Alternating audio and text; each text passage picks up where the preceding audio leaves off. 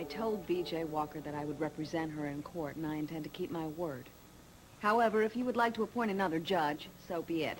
Judge Avery is aware that I cannot be removed from a case without cause, and I guarantee I intend to conduct this trial in such a manner to cause no one any concern. This case is going to garner a lot of publicity. Now, what are you going to say to the press when they accuse you of discussing the case over breakfast? I will point out that we're not discussing this over breakfast, lunch, or anything else. I'm going to be living here. You mean you're not only resigning your job with the district attorney's office, you're moving out, leaving your husband and your child for a case? Not for a case, for a life. For B.J. Walker. Your Honor, I assure you, this trial will be conducted impartially, and justice will be served. I am sure that you have the best of intentions, but I'm just not comfortable with this situation. So now if the two of you cannot work this out between... I'm sure you're aware there's a precedent for a husband and wife serving as judge and attorney. It's Stiles versus Greenbaum, California Superior Court. As always, Miss Capwell has done her homework. Yes, Julia. I am familiar with the case.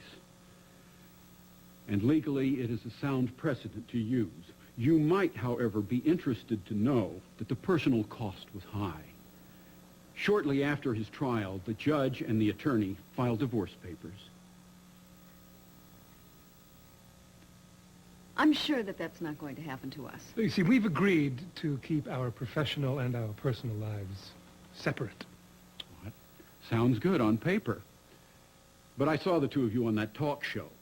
I've seen mortal enemies be kinder to one another than the two of you were. Yes, that was unfortunate. That was a mistake. That was my mistake. And I was not the soul of consideration either, but I'm sure that the two of us have learned from this experience.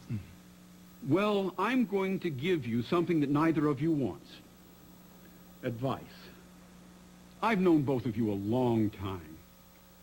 Seen how hard you struggled to stay together. Cases, jobs, they come and go. But a loving marriage is a once-in-a-lifetime thing. I urge you not to sacrifice your life together for personal ambition or pride. Mason and I are aware that this will cause a strain on our marriage.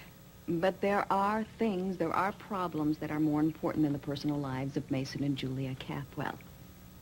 Such as our intelligence and our experience and all that we can offer to help see that justice is served. Now, Mason and I have been on opposite sides of issues, politics, and just about everything that you can think of. But I will bet my last nickel that he is with me on this.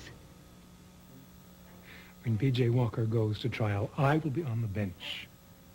And the eminently worthy Mrs. Mason Capwell will be counsel for the defense.